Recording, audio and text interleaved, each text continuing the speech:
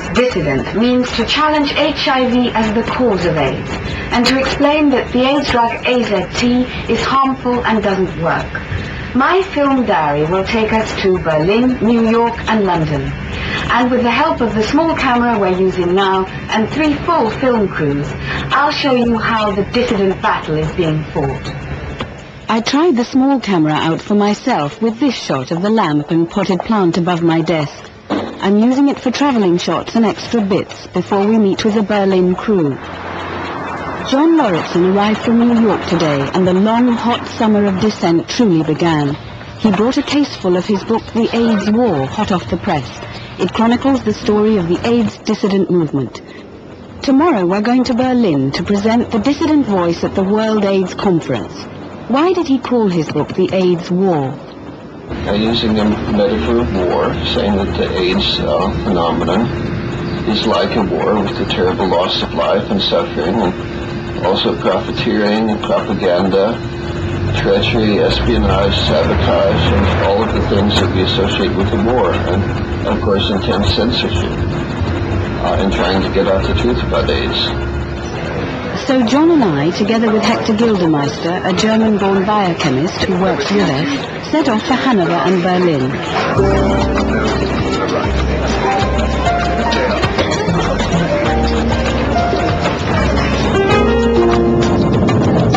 In trying to open up the debate about AIDS, the dissidents have experienced intense hostility from scientists receiving funds for HIV research, and fierce criticism from companies with vested interests in HIV technology.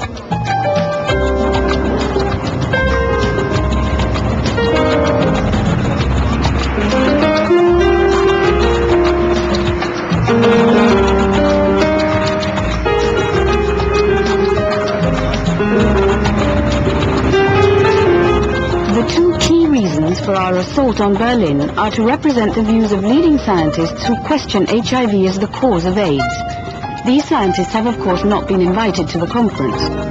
And to point out that AZT, also called zidovudine, the Wellcome Company drug prescribed to HIV-positive people whether they're ill or not, is a toxic anti-cancer drug which has been shown in a recent study to be of no benefit. As we approached Berlin, I realized we were going to face 14,000 delegates who believe HIV is the cause of AIDS, and hundreds of pharmaceutical company reps with enormous financial interests vested in the virus AIDS hypothesis. Feels a bit like David and Goliath.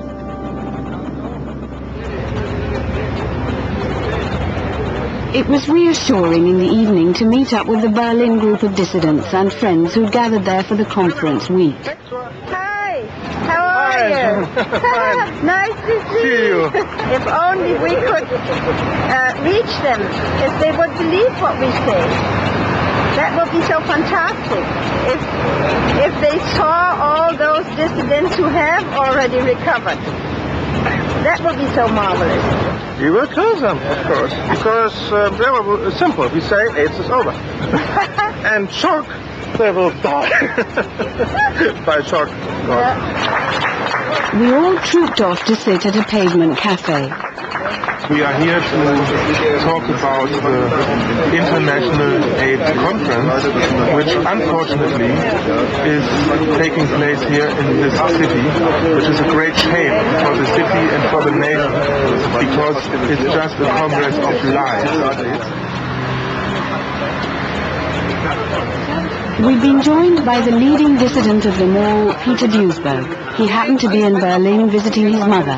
He hadn't been invited to the conference. For 6 years, Peter Duesberg, professor of molecular biology from Berkeley, California, has been saying the retrovirus HIV is not capable of causing the AIDS syndrome. He's been pilloried by the AIDS orthodoxy, ridiculed by the press, and had his outstanding investigator's grant cut off by the US National Institutes of Health. Duesberg maintains that AIDS is a toxic response and is not infectious. Here are some of the views that have driven the AIDS orthodoxy mad. HIV cannot be the cause of AIDS because it doesn't infect enough cells and isn't active enough. It is a behavioral disease. It's not a contagious disease.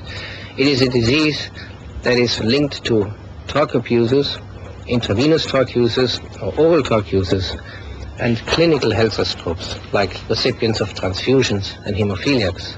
He challenges the HIV theory with further key arguments. 1, that there are thousands of cases of AIDS without HIV. 2, that many people with HIV for 10 years and more have not developed AIDS. 3, that animals injected with HIV have never developed AIDS. And 4, that AIDS hasn't spread like a new infectious sexually transmitted epidemic would.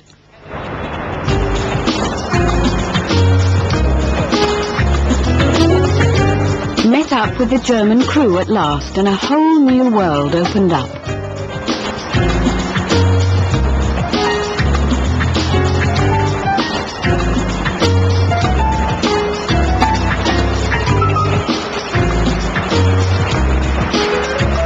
We worked quickly to get our literature into the conference and onto the press racks as soon as possible. Robert Laarhoven from the Amsterdam group had prepared, with the help of Peter Rath, a formidable selection of dossiers.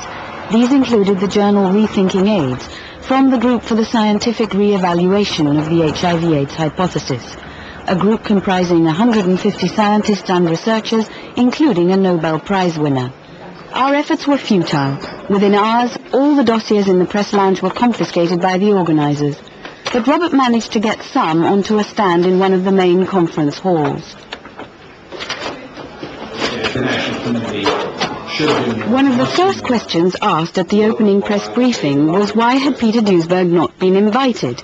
The conference chairman, Professor Otto Habermehl, said it was because he hadn't presented a paper to the selection panel, which is nonsense, because neither did any of the other key speakers before they were invited. Interesting to note that Habermehl also said that not everyone who has HIV will progress to AIDS, a major shift from the early days when a death sentence was pronounced on everybody with HIV. Now Anthony Fauci, one of the barons of the AIDS orthodoxy, is also shifting towards a multifactorial position, namely that HIV can't do the job on its own.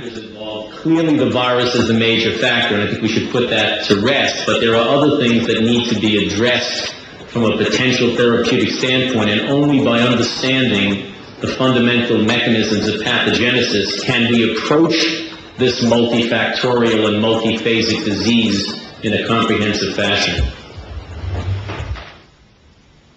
I am reminded that as far back as 1990, Professor Luc Montagnier, who discovered HIV, was recognizing that HIV by itself wasn't sufficient to cause AIDS.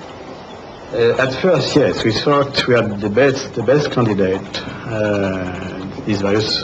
for this virus to be the cause of AIDS. But after a while, even from the beginning actually, we thought maybe for the activation of that virus in cells, we need some cofactors.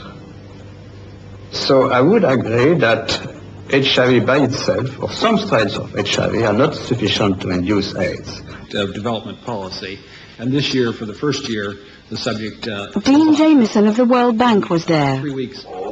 as was Michael Merson, head of the WHO's Global Program on AIDS, with a budget of $75 million a year of undesignated funding, confirming how much money is involved in the virus AIDS infectious hypothesis. Money that's raised through reinforcing the age-old fear of plague. The impact of the epidemic is going to be something like $9 billion by the year 2000. Certainly we're seeing more and more investment by the private sector in prevention efforts. We have efforts underway in the United States and the United Kingdom, very simple, which was to invest now in prevention of AIDS or maybe pay a much greater price later. It's actually very much... Listening intently to all of this, I spotted Eleanor Burkett, well known for her articles in the Miami Herald, reflecting the dissident debate. She's currently writing a book on the subject. We decided to take a breath of fresh air and stroll around the nearby lake. Why was there a need for her book? I think that what happens in the American press is that a lot of the important controversies that people in the community or people in the field of AIDS research know about, in fact, are not being introduced or introduced properly to the American public. So you have an issue like the causation of AIDS and whether or not HIV alone is sufficient to cause the disease. We all know this is a controversy, but the American population does know that. Boiling hot day. Met one of the Berlin group protesters outside the conference center with his banner, looking like a brave sentinel. Inside, Dr. Robert Gallo was giving his speech at the morning plenary. In the press lounge, journalists, eager to take away a little nugget of hope in the battle to target the allegedly mutating HIV virus, had an air of bemused stupefaction at what was clearly a potpourri of virological mystification speak, stirred in with a dollop of wishful thinking. For the future, there's an exciting theoretical possibility of using triple helix oligodeoxynucleotide antisenses, which will recognize double helical DNA, that is, viral sequences not yet expressed. In theory, this could have dramatic effects because it would allow us to find silent infected cells. And you can imagine theoretically, if that were what a major step forward that would be. We decided this was the time to put some important points to Dr. Gallo. Question for Dr. Gallo. Professor Robert Root Bernstein, author of Rethinking AIDS, has said that by the end of the century we'll know everything there is to know about HIV and nothing about AIDS. Given that all of Professor Peter Duesberg's predictions have come true, namely that there's been no heterosexual spread of AIDS in the Western world and that AZT doesn't work, when will you, Dr. Gallo, agree that we need to fund a total reappraisal of the HIV-AIDS hypothesis, not dictated to by the search for endless, new, useless and damaging antivirals? Okay, thank you for the statement. Short answer. I think Dr. Ruth Bernstein doesn't know what he's talking about. Okay. I would like No discussion, please. Sorry. Next question. Up to there. The answer is, I think he's wrong, and I think any rational person who's looked at this carefully, slowly, and is trained has come to the same conclusion that he's wrong. I don't influence funding. I am not a director of an institute. I do my work. I'm working on HIV as the cause of this disease. I have since 1984. If you and Ruth Bernstein don't believe it, so be it. Do your own work on what you think the cause is and don't bother me. Thank you. Next question. Many of us knew that Dr. Gallo had been under investigation for 3 years by the U.S. Federal Office of Research Integrity, and that in December 1992 he'd been found guilty of scientific misconduct in relation to his HIV research. He's appealing against the finding. Robert Larhoven was next. Thank you. Next question. Hello, I have a question for Mr. Dissident, the chairman. Could you tell me whether Dr. Gallo was accepted as the key speaker of this conference before or after he was found guilty of scientific misconduct? And if after, do you think it's acceptable to have a scientist who has lost credibility addressing us at this moment? Thank you for your opinion. What is your opinion? It's a question. No. Okay. Thank you. Okay. I don't want this question to be answered. I'm going to answer it. We won't discuss. Thank you. The chairman of the conference is not here. As soon as he comes, he will answer it. Okay? And I won't forget it. Thank you. Next question. At the very end of the press conference, Robert finally got his answer. To give you a short and clear answer.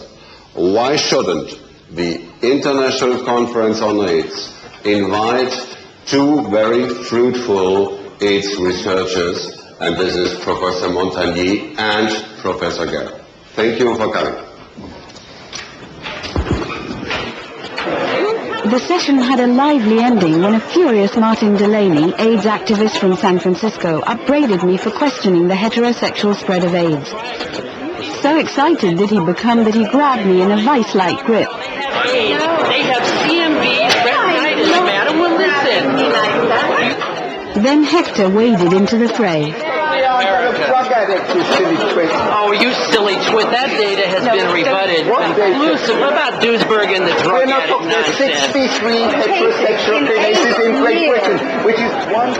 Meanwhile, Dr. Gallo stormed off after calling Robert cruel and was besieged by a throng of journalists. Notice one of his 3 bodyguards using strong-arm tactics against what was nothing more than journalistic exuberance.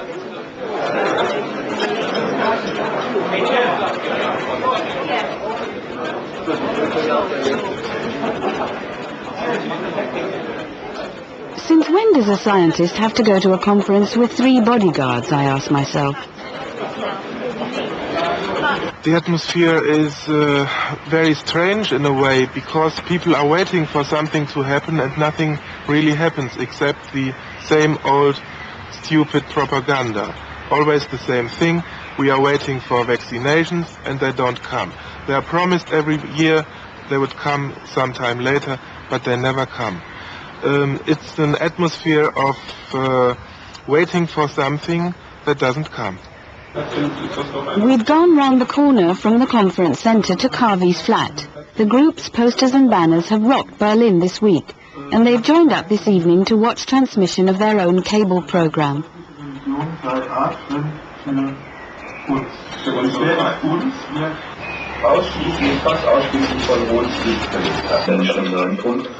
Was dann auch wieder zu diesen Langzeitvergiftung führt, die dann wiederum an diesen Krankenhäuser auch in... Our leaflets have headlines like HIV is good for you, condoms are dangerous, or condoms equal death. And we explain the scientific issues, why HIV is an absolutely harmless virus, and why the causes of the diseases they are calling AIDS at the moment are different ones, rather than viral or infectious ones. What is the logic behind condoms equal death? Because condoms are misleading people so much. People take condoms because they believe that AIDS is transmitted sexually, which it is not really. The causes are different ones, so they don't care about the real causes. They get sick because they think, as long as I take condoms, nothing can happen to me, and this is wrong and fatal. Here in the Western world, very often the causes of AIDS are drug abuse or long-term intoxication with too many or over-medication with antibiotics and other medications. And also what I personally like to emphasize very much is the psychic issue.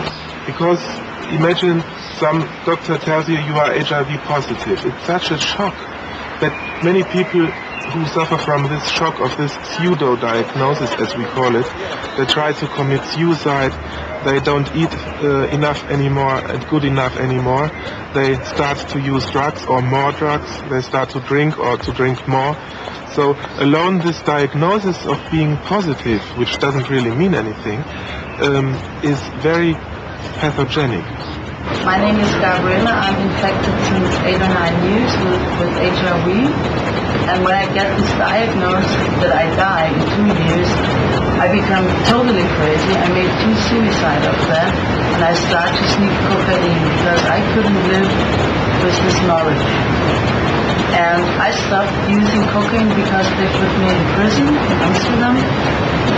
And after I stopped cocaine, I go into therapy. And my health becomes better because while I used cocaine, my health was very bad. I was often very sick. I became thin. I couldn't eat anything. Other Berlin dissidents had gathered at Carvey's to tell us how they felt. One group has produced this journal, edited by biologist Ilse Lass, which criticizes aggressive militaristic images associated with HIV and AIDS prevention. It's a sex poster. There is a soldier on it. And she thinks about a woman, and there was written combat ready, condom ready. And I don't think it is good for people to think in a militaristic way about sex.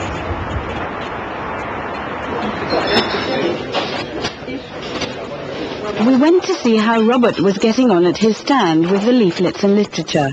He'd joined up with Nicky Adams from the English Collective of Prostitutes, and they appeared to be doing a roaring trade.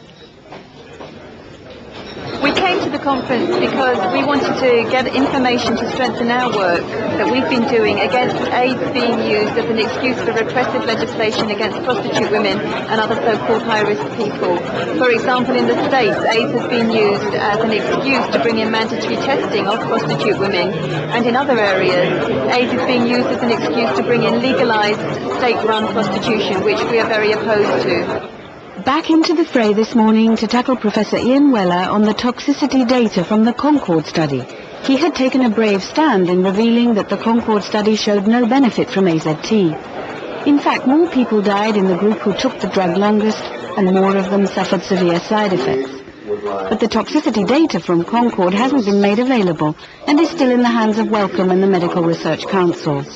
We wanted to know how many people in the early group who were given AZT longest developed side effects like anemia, needing blood transfusions, and lymphomas, a form of cancer. I can't give you accurate figures on lymphoma. I think it's a few cases that developed lymphoma. 3 or 4, I can't remember the exact number without the tables here. Later on, he came back to the subject. It's Mrs. Shenton, isn't it? Can I just qualify my answer to your question about lymphoma and just say that that was first events, the handful of cases. I can't give you data on the cases beyond that, but we will be analysing that. I just wanted to qualify that. Thank you. So we still don't know when this important information will be made public. Mothers and babies will not be sacrificed to AZT! So great is current concern about AZT that earlier in June a demonstration took place outside Great Ormond Street Hospital protesting about studies giving AZT to HIV-positive babies who are asymptomatic, after the Concord study had shown no benefit in adults.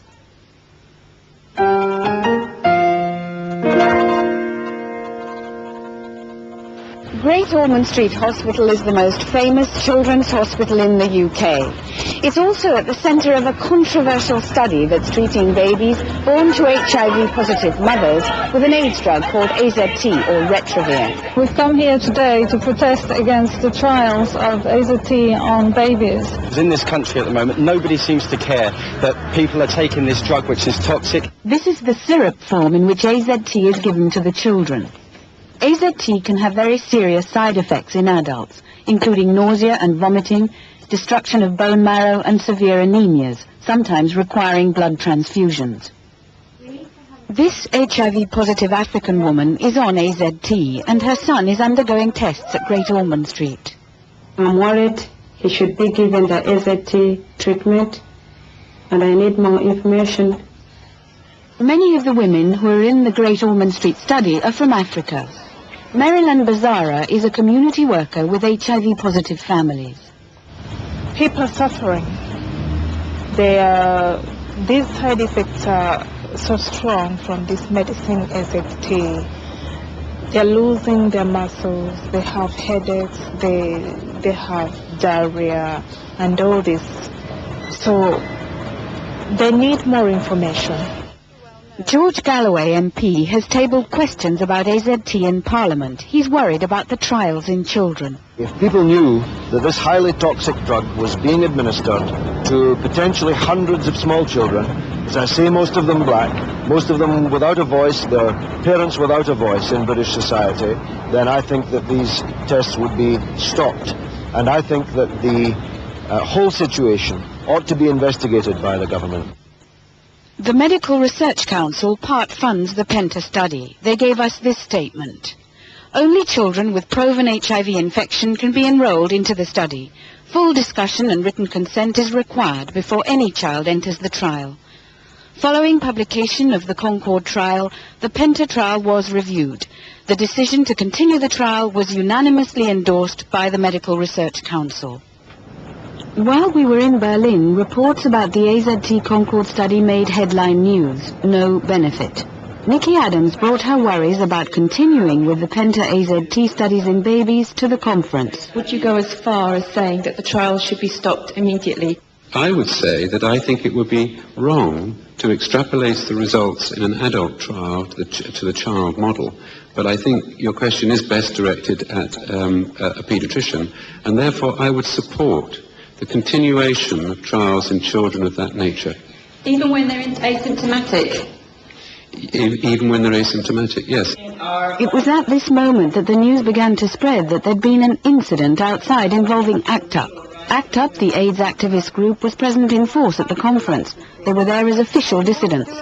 ACT UP has received money from Wellcome. The UK group had told us earlier that they'd received £60,000 from the manufacturers of AZT. We now learn that members of the Berlin dissident group with anti-Wellcome banners had been attacked by ACT UP and their banners burned. A group from ACT UP people, they come out of the building from the Congress and they made a demonstration and they give statements against the British government, and suddenly some people out of this group come to us and they took our posters and burned them. Peter Schmidt, who'd been filming the goings-on, had been ordered to erase his tapes by one of the German professors. Professor Seichert not only want his picture delayed, he wants to have a complete cassette. Well, I refused him. I said, no, there's no way. And so we only took out his pictures out of from the cassette. Where? Here, right, where we are staying. In on this Under pavement? the sun we made it with my camera. We then heard that Robert Laarhoven had been turfed out of his stand inside the hall, barred from the conference and told to leave the country. And they said that I had to leave on charges of trespassing. They took my press card, and two policemen brought me outside the conference hall. And what did they say?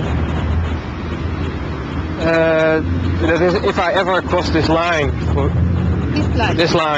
I would be arrested. It became more clear to me that there is a very heavy censorship on dissident information, and I'm not afraid anymore to use words as AIDS fascism. Well, this is the first AIDS conference ever where there's a real presence of honest AIDS dissidents. Those of us who are opposed to the basic AIDS paradigm, the HIV/AIDS hypothesis, and AZT therapy. At the same time, there have been shocking events at this conference, which means that the people in the AIDS establishment are afraid of free speech.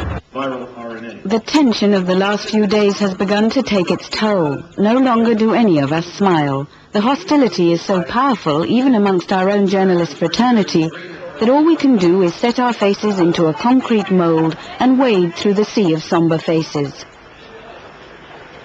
We were staying at Hector's cousin's home in a quiet residential Berlin street, and it was this curtain of green from the terrace that soothed the spirit at the end of the day.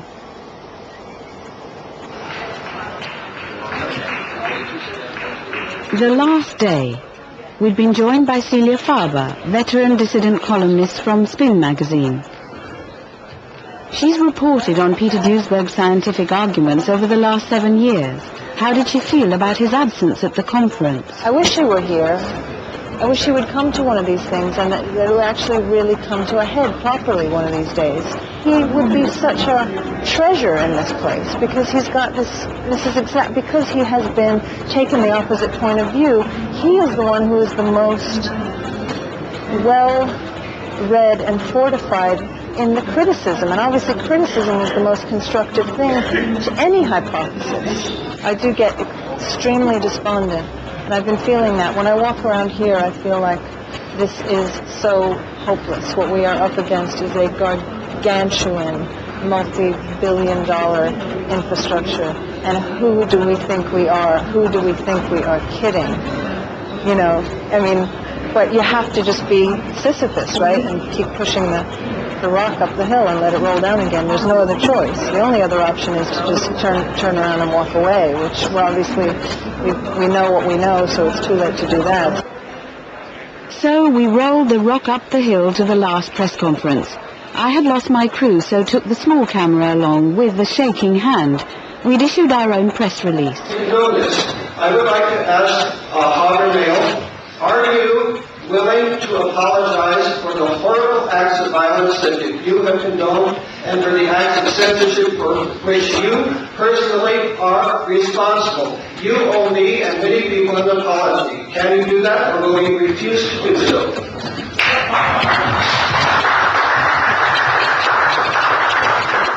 May I answer shortly? Simply no.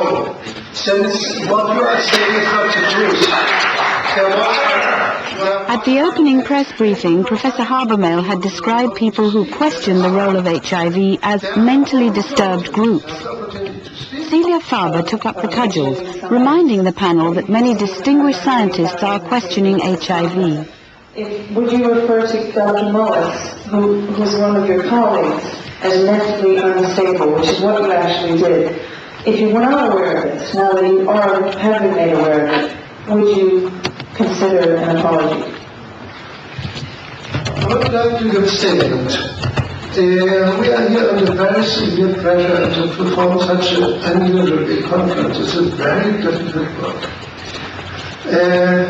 I think it was really not a good way to say mentally disturbed, but I would change it. I would say bizarre. I was denied the opportunity to ask a question, so tried to interview Professor Habermehl at the end. You said that you had sent this person out of the conference because he hadn't paid for the booth. Why did you allow 5 other organizations? He just walked away. The way we were treated by the AIDS establishment in Berlin left a bad taste in our mouths, but the situation was redressed by the warmth of the dissident groups and the beauty of Berlin.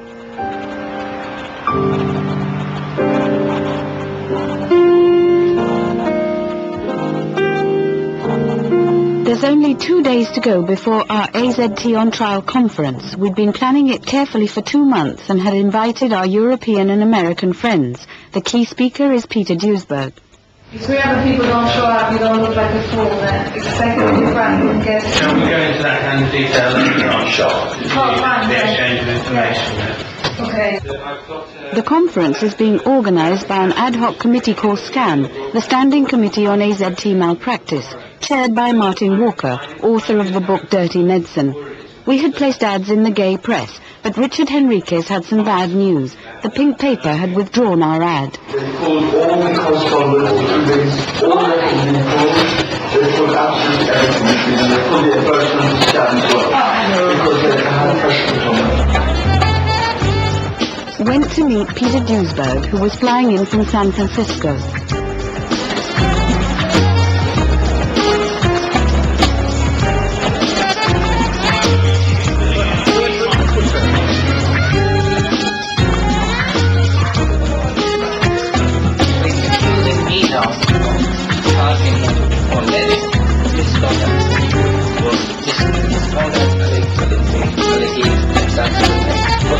There and there's no data. Nobody could find the data yet.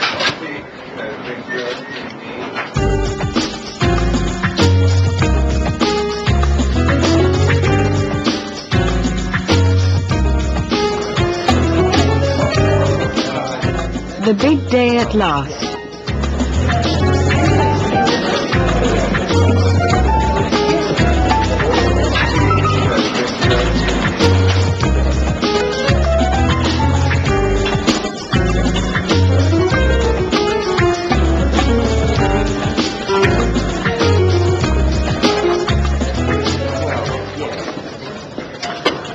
Martin Walker opened the conference with a speech about the way a large multinational like Wellcome, that holds the patent for AZT, can use its influence.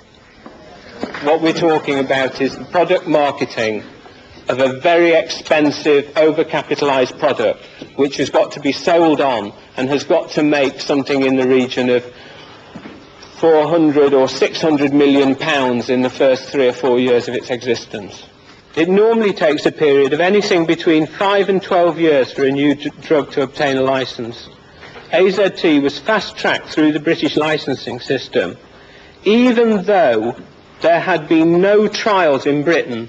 I want you to remember that, because it's very important. Martin went on to talk of the Concord study and the fact that this study, partly funded with public money, hasn't been published in full. We still do not know when Wellcome first had the results of the trial, and even now we actually know next to nothing about the results.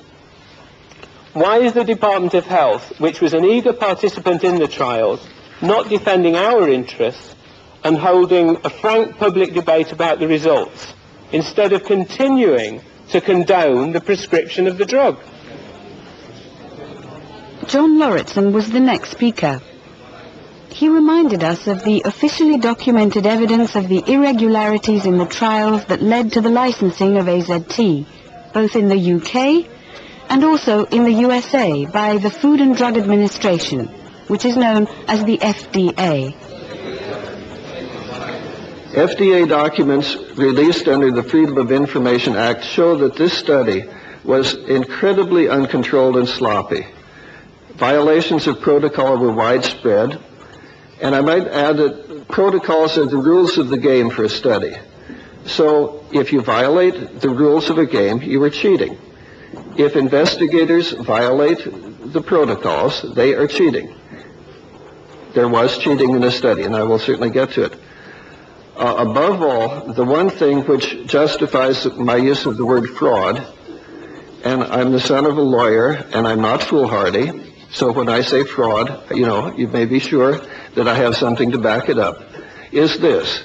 It is very clear from some of the memoranda that the investigators deliberately used data that they knew were false.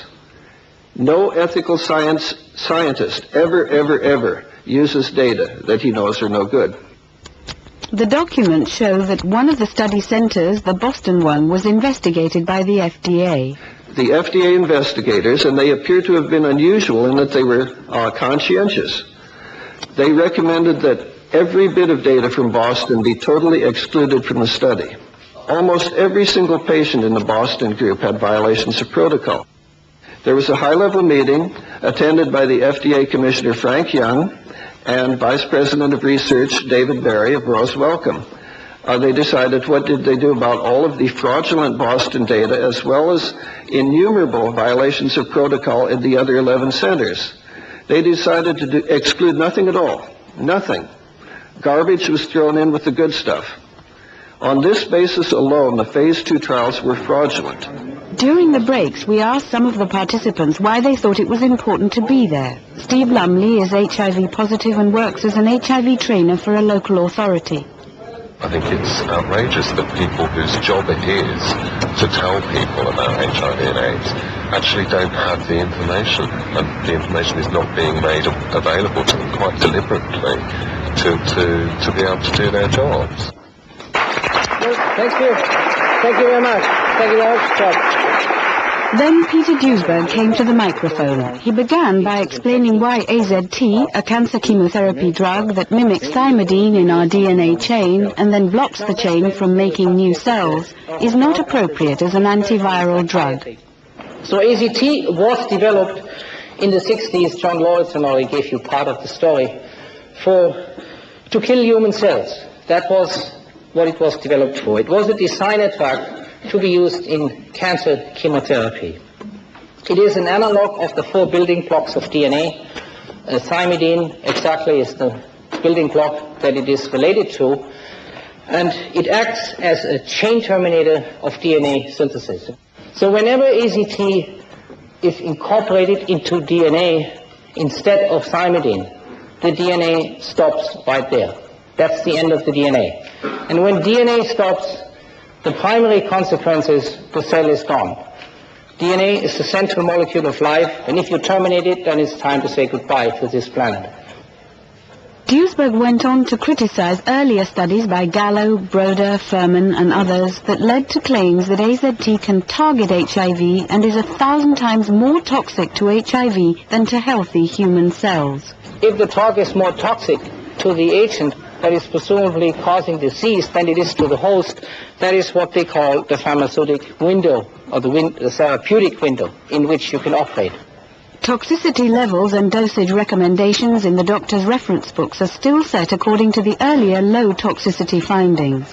But in the meantime, a number of other investigators have also checked the toxicity of AZT on cells and viruses. And they found that Dr. Gallo erred and the Girls Wellcome erred by a factor of 1,000. That is not a minor little error. They found that the toxicity for the cell was a micromolar. It's still based on this makes it 1,000 times more toxic than was originally claimed. So Gallo, as I said, faithfully believed, and so did Girls Wellcome and Broder, that AZT therapy was justified because AZT is 1,000 times less toxic to the cell than it was to the virus. So that belief clearly must be questioned now, because experimentally that result could not be reproduced by 4 independent studies. Duesberg then moved on to attack the studies that led to the licensing of AZT.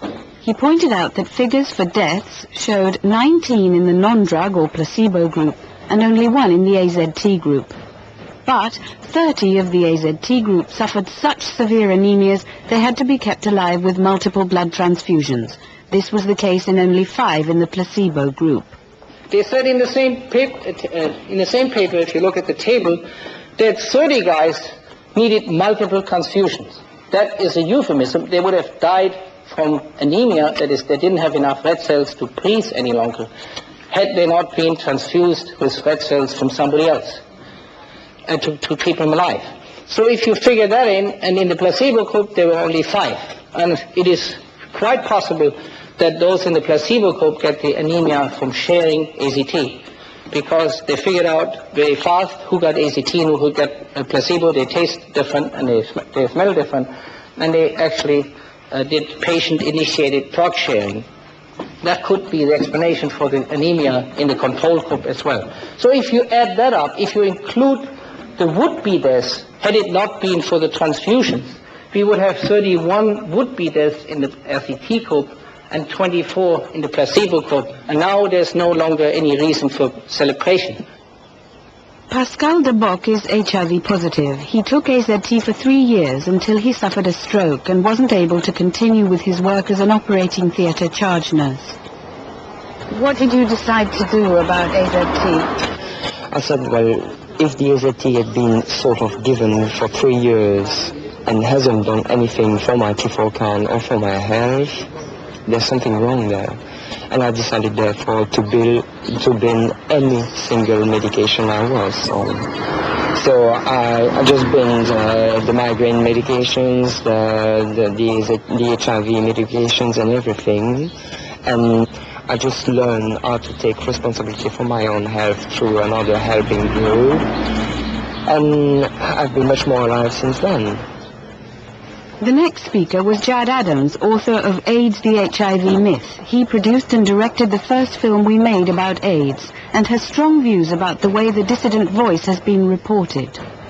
I've never done a story in which there was so much resistance to the story being told by my colleagues, or by the establishment, or where lower standards prevailed in the supposed interests of the public good. There's resistance even to the reporting of views by dissidents, even to the reporting of the fact that there are dissidents. And when there was a breakthrough at the beginning of the spring of last year, when the AIDS A Different View conference took place in Amsterdam, any reporting of the conference, almost any reporting, came with its own health warning, and here in the Independent we see those very words. It should carry a health warning. They referred to the conference as the spreading of a terrible myth. Gareth James is a homeopath working with gay men. Psychology plays a huge part. Most of my clients are extremely depressed. They live in fear, and a lot of the consultation time that I spend with them is actually geared towards deprogramming them and debriefing them from the HIV and AIDS hypothesis. I've become so motivated, I feel, because the gay scene is very much in denial about what is going on. Gay men, as a gay man who lives on the scene, I see that the gay scene in London runs on poppers and on ecstasy. The sex scene runs on poppers, and the club scene runs on ecstasy, coke, speed, acid. So my experience with people with AIDS is I don't have any clients who do not have what I would term a toxic history. In utter desperation, I took AZT. It made me ill. I went through that process 5 times. I was never on it for more than a month, but my partner Kevin persisted, and he died. On April the 2nd, we awoke to the news that the Concord trials had failed. Michael and Carl Burge decided to demonstrate outside the Terence Higgins Trust to protest about the Trust's acceptance of funds from Wellcome to promote the use of AZT. Last week they took out a High Court injunction against us, and we may now have to go to prison if we break that injunction and demonstrate again. But tomorrow we're going to be back outside the Terence Higgins Trust.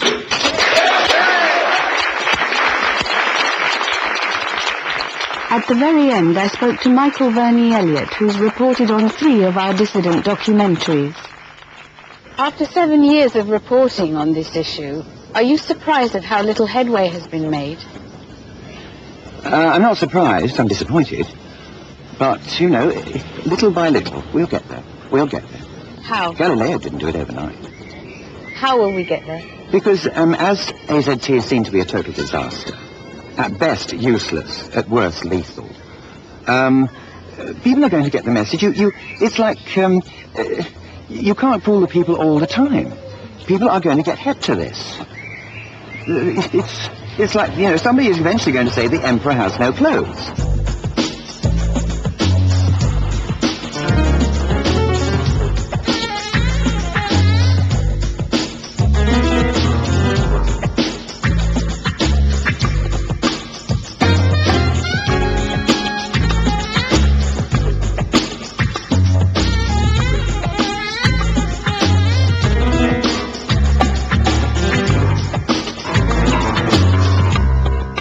New York has long been the home of many leading AIDS dissidents and dissident journals. Spring magazine has been running a dissident column since 1987. Its main contributor has been Celia Farber. In its latest edition, editor Bob Guccione Jr. has just published an extended interview he conducted with Peter Duesberg. We never meant to be intentionally dissident, but we realized that the truth was being obfuscated by the mainstream, and that our job as journalists is to search for the truth, popular or not. So we stayed on that beat. Natural criticism of us was that we were in some way encouraging unsafe sex.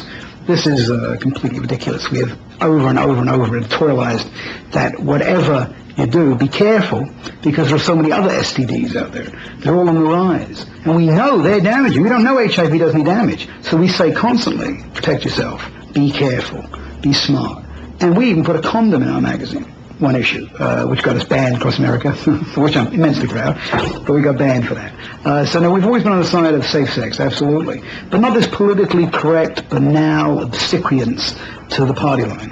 I get angry because lives are lost in the meantime. Lives are sacrificed. Lives are considered useless and meaningless and dropped by the wayside. How many people? That is a terrible, terrible tragedy being perpetuated because our government health agencies and our pharmaceutical industry and the research industry are unwilling to allow any debate to get in the way of their fantastic profit making. On to the offices of the gay weekly New York Native. Its editor, Chuck Ortleb, has consistently fought the AIDS orthodoxy and challenged HIV as the cause of AIDS. Chuck believes that AIDS is caused by a virus called HHV6, similar to the African swine fever virus, which he maintains leads to the chronic fatigue syndrome. Nina Ostrom, his managing editor, has written several books on the subject. Why had he taken a different line on AIDS? Well, the thing that's always amazed me is that most gay publications have basically published the government line on the epidemic. And I've tried to understand why that is, because newspapers are not supposed to, newspapers are supposed to question authority, and most gay papers, almost without exception, have not been questioning authority. There's a line on the Native that they're just, the paper's just crazy and, in a state of denial. I mean, that's the word that was thrown at us initially, that we couldn't accept reality. And I think, the opposite is true, that we've faced reality since '83. I think that the economic disaster that awaits this country when the truth is told may be another reason why the truth cannot be told in newspapers. I want to prove that AIDS and chronic fatigue are the same disease and that they're caused by HHV6. And then we'll be done. The Native will have completed its mission, as far as I'm concerned, as an investigative newspaper. Frank Bonakis, professor of mathematics at the City University of New York, has a very different view on the cause of AIDS. Another pioneering dissident, his personal experience of people with AIDS has given him a special insight. In the course of the years, I have known thousands of people who have been diagnosed. And in my present daily life, at least 100 a day come in and out of my life. I know personally now over 260 who have been diagnosed and died. And all of these people were addicts, alcoholics. I'm not talking necessarily about simple things like just beer or whiskey or marijuana or even heroin. I'm talking about drugs that like ecstasy, Special K, MDA, and things of every poppers, these types of chemicals that stay in the body and that are not easily detoxified. What does that lead you to conclude? Well, for me, it makes me lean towards a immune dysfunction from chemical abuse, toxicity. I used and abused drugs for 30 years. I knew that I was high risk category. At one point I had gotten stabbed. I was in the hospital, and they came and they asked me to take the test because I was high risk, and I did, but I didn't go back for the results till a year later. What sort of drugs were you taking? Intravenous heroin, intravenous cocaine, marijuana, alcohol, barbiturates. I mean, it's easier for me to say the drugs that I wasn't taking. So when you were diagnosed HIV positive, how did you feel psychologically? I actually thought that I was going to die the next day. I didn't feel like there was any hope. And as a result, I found Heal. And Heal gave me the hope to continue living, and thank God, I have another 50 years left, at least. Raphael has come off all drugs and works as an acupuncturist with HIV-positive people. Right now, I feel like brand new money. Can you tell me how you've helped Raphael? Well, the first thing is if you have no hope, why even bother? So I utilized the fact that he had a history of drug use and was already a survivor. He never thought of himself in that way. I think that was instrumental. See, you survived the drug scene. You survived your addiction. You already have the makings of a long-term survivor. I used the positive. I used what was there. He didn't need a doctor. He didn't need a healer. I'm against experts in that sense. Whenever I work with someone, I tell them, ultimately, you're the person who's going to live or die by the consequences of your decisions. Make them carefully and make them yourself. People were being programmed to get sick and die. Their experiences led me to believe that for some reason they were remarkable and were rejecting the programming. And that was the biggest thing in their story, is why they were living. So I felt that perhaps I could help other people reject the programming. The most important thing we do is we promote an attitude that is good for surviving, essential to surviving. We help people create a mindset that's conducive to recovering, and we do things that help people deprogram themselves.